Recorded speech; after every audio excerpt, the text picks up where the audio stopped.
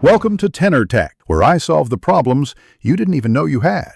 You begin by confirming VLC is up to date and that the subtitle file matches the video name. This prevents mismatches.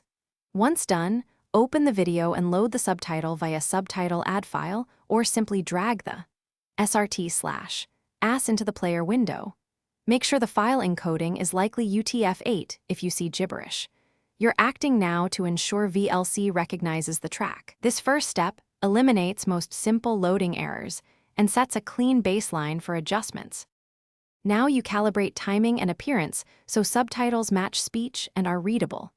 Use tools track synchronization to shift the subtitle delay forward or backward in seconds or milliseconds.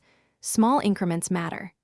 Then open Subtitle Subtrack and Subtitle Effects to change font size, outline, and color so text remains visible over bright scenes. If you have an AS file, edit style, blocks in a text editor to change line spacing and positioning. This gives precise control over how finish by saving any timing or style edits as a new subtitle file so you can reuse the fixed version.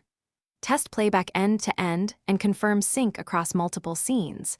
If characters appear wrong, reopen the subtitle with a different encoding like UTF-8 or Western.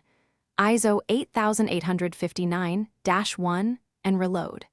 If subtitles still fail to show, reset VLC preferences or disable hardware acceleration. These often fix rendering conflicts. One key tip: keep an original backup so you can revert before re-editing. Thanks for watching. Subscribe to keep your life in tune.